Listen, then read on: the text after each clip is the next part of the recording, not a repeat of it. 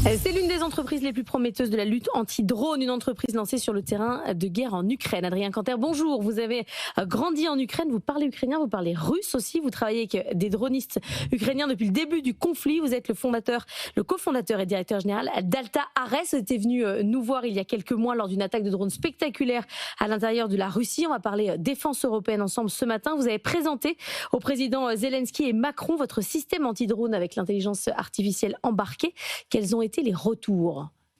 Bonjour. Les retours, ils sont de taille, tout d'abord. Il y a une vraie volonté politique de renforcer les systèmes de lutte anti-aérienne, pas que les drones, mais aussi d'autres types de menaces comme les missiles de croisière aussi. Et tout l'enjeu de la France, ça va être de fournir plusieurs systèmes qu'on appelle multicouches, qui ont chacun une zone ou un rayon d'action, qui vont pouvoir essayer de traiter ces différentes menaces. Et dans le cadre de la visite du président Zelensky il y a 2 semaines et demie à Paris, Emmanuel Macron a souhaité réunir les acteurs historiques et émergents de la filière drone et de l'armement française pour pouvoir présenter au président Zelensky les différentes capacités qu'on pouvait mettre à leur disposition pour protéger le ciel ukrainien. Alors, expliquez-nous un petit peu en quoi consistent vos drones anti-drones. Donc, c'est des appareils incroyables qui volent à près de 600 km/h, c'est ça? Et qui ont une IA pour pouvoir détecter et intercepter les drones ennemis, c'est ça? Tout à fait. On a aujourd'hui, Alta Ares a une brique logicielle comme une brique hardware. La brique logicielle va venir contrôler le drone de manière autonome. C'est-à-dire qu'avec l'IA, on va venir détecter des pixels, puis faire du tracking et asservir les moteurs de ces drones-là. Ces drones-là, donc le hardware maintenant, il y en a 2 types.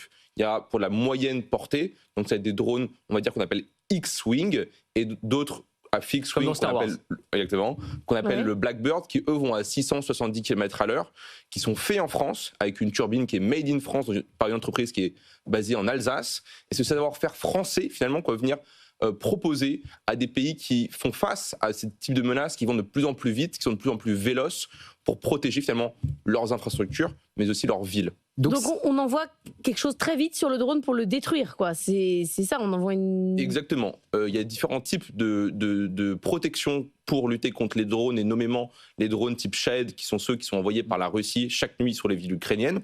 On a effectivement des missiles traditionnels antiaériens que proposent des grosses sociétés françaises, qui sont très efficaces mais très chers. Et après, il y a finalement ce moyen de lutter face à un drone avec un autre drone qui sont beaucoup moins chers et qui permettent finalement de répondre à cette menace où il y a une quantité qui devient une qualité intrinsèque, parce qu'il y a cette logique finalement de saturation de l'espace antiaérien. Mais du coup, le futur de la guerre, c'est des batailles IA contre IA, parce que là, votre drone, il est piloté par des algorithmes, mais les drones en face aussi. Moi, j'avais encore l'idée du pilote de drone, mais en fait, c'est même plus ça, hein. La réalité, c'est que c'est des drones qui sont complètement autonomes aujourd'hui et qui vont s'affronter et s'intercepter l'un l'autre en réalité. Alors, il faut faire un constat, il y a effectivement une automatisation du champ de bataille. En revanche, et c'est un point très important, l'humain reste au cœur du processus décisionnel. Pourquoi ?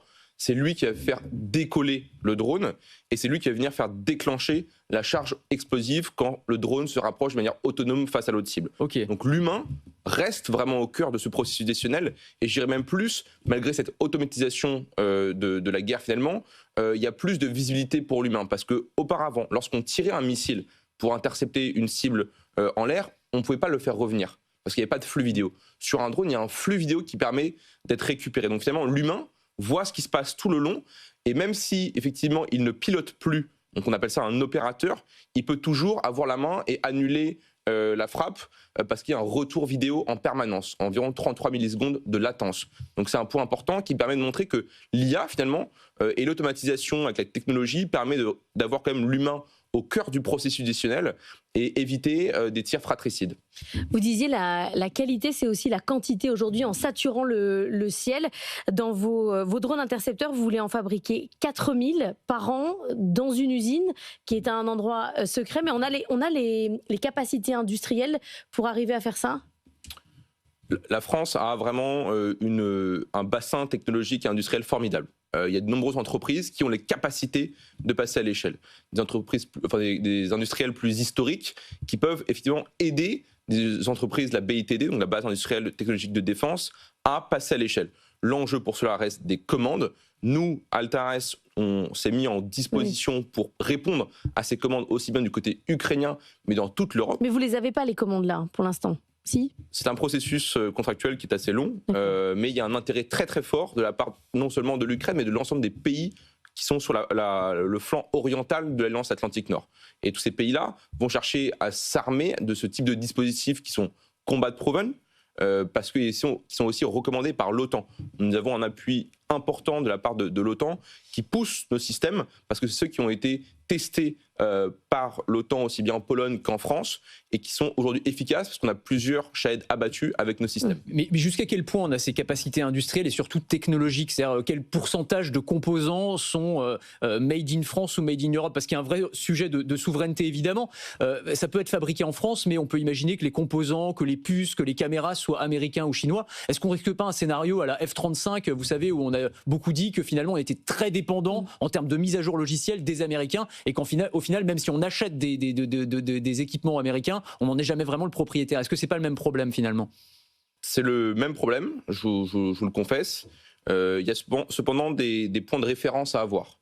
L'exemple de Dassault et du Rafale qui est finalement souverain à 100%, illustre que même sur des systèmes très compliqués, comme des avions de chasse qui ont des milliers de composants à l'intérieur, on est souverain de bout en bout.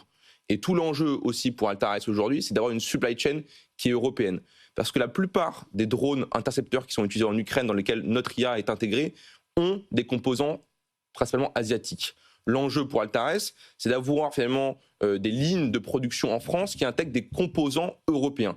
Et on a, là encore, des sociétés en Europe, pas que en France, qui fournissent les matériaux premiers pour pouvoir avoir cette supply chain finalement européenne et souveraine.